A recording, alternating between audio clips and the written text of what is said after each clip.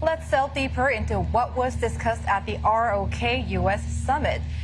Andrew, Seoul and Washington agreed to overwhelming action against any nuclear attack from North Korea, and President Biden, in his words, he said it would be the end of the regime if the North Korea attacks with nuclear. So what message do you think they are trying to send here?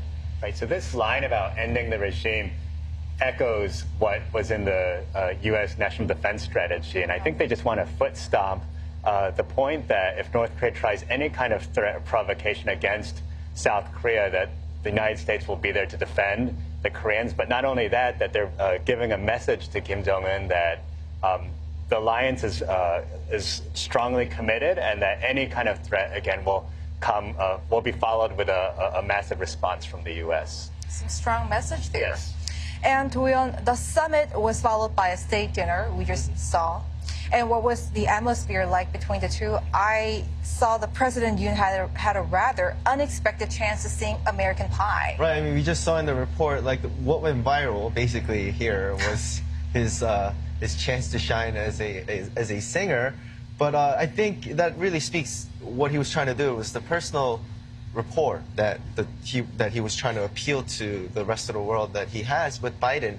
And American Pie is a song that he's always said that he's liked to sing when he's out with his friends during his election campaign. So Koreans that know President Yoon knew, right, that he can sing American Pie. But I do want to make another note that in his speech, there are two references about Irish heritage, right? And we all know that is well accepted by President Biden when you make reference to his heritage, and the four-leaf clover was an example of that. So the state dinner was really a way to show the rest of the world that President Yoon is building a personal relationship with President Biden. So I think it reflected how the two leaders have come so far since last year when Yoon got inaugurated.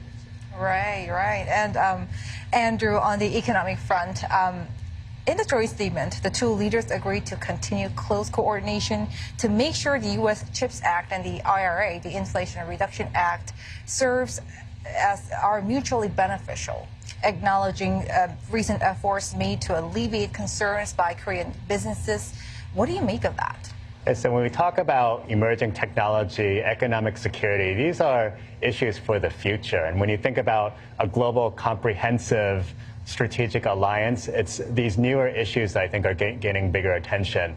And because of just issues related to the Inflation Reduction Act and also the CHIPS Act, I think some of the new pledges, one of the deliverables was a new dialogue to address future generation technologies. I think having that dialogue will prevent further unexpected hiccups to come about. So I think this is one of the key deliverables as well to this summit. All right. And Toyon, what is the top office saying about economic achievements during the Yoon's state visit to the U.S.? Yoon often calls himself as the country's #1 salesperson, and it seems like his sales diplomacy had something to show for. Right. The biggest focus, though, was the IRA and CHIPS Act in terms of economy, and an official, at the top office says, this is where we set the tone, and the, technical details will be, decided by the people in that industry that work for the governments. But as I've said before, it's the numbers that will reflect his success in terms of how the public perceives it. And we have $6 billion nearly that have been announced for investment into Korea in different industries, right? But another thing to note is his meeting with Elon Musk. Yeah. Yes, that happened yesterday. Elon Musk traveled to D.C. He wanted to meet President Yoon, and President Yoon responded with a brochure that read, "Korea, the next gigafactory." So and Elon Musk's answer apparently was a positive answer, but it goes beyond EVs for Elon Musk. We have space industry that President Yoon is trying to foster in South Korea. So there's different opportunities with Elon Musk in terms of industries, and that was something that we can wait for if hopefully the meeting with Elon Musk yields to more tangible results as well. Right. Andrew, President Biden thanked President Yoon for his, quote, political courage to mend Seoul-Tokyo ties. So what does South Korea gain from a change in its foreign policy? Right, so this has to do more with the Indo-Pacific aspect of Yoon Suk-yeol's foreign policy, and he did want to become more engaged with other U.S. allies and like-minded partners. And of course, the missing link here was Japan. So by taking that courageous step and reaching out to Japan, I think this can help develop the trilateral U.S.-Japan-Korea relationship, but also let other countries know that Korea wants to be a part of a broader contingent that addresses issues within the region. And I also want to mention, President Biden is probably aware that the issue with Japan has caused his domestic political standing to slide a bit before the summit. And I think Biden's shout out on that specific point on Japan was in part to help give President Yoon some political backing back at home. Political backing there. All right. And the Korean president said he hopes for security and peace in the Indo-Pacific region, like you said. What do you read into this as the nation tries to up its contribution on the global stage?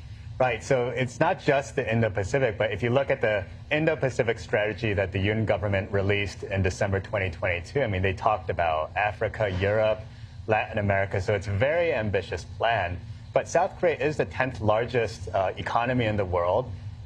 It's depending on whose ranking you look at, it's anywhere between 6 to 10 in terms of defense spending. So it definitely punches above its weight, but sometimes that's not recognized. So I think that's what the Indo-Pacific strategy and Yoon's foreign policy goals are trying to address. Of course, the elephant in the room, or we should say the dragon and the bear in the room, is China and Russia, because we see South Korea becoming more implicated in global politics by aligning with the U.S. and other like-minded partners. And so that's something that I think will be a challenge for South Korea to navigate moving forward. All right. And Huyon, before I let you go, what other diplomatic events await the South Korean leaders today? I heard he will be hosted by U.S. Vice President Kamala Harris and Secretary of State Antony Blinken for lunch, and he will be briefed by U.S. military leaders later in the day. Right. Then that's for his D.C. trip in terms of defense and the summit. You're right. He has a briefing, which is unusual for a leader to be briefed by U.S. military officials. But he also has another event where he could really bump up the numbers. He's going to be meeting with a lot of representatives from the Motion Pictures Association.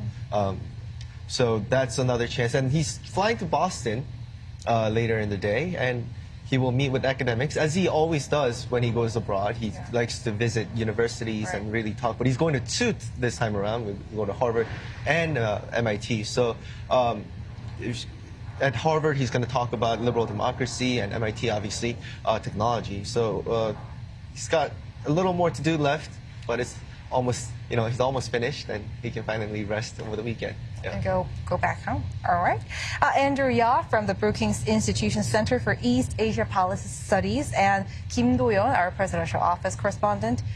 We appreciate your time. Wonderful to be here this morning. Thank you. Thank you.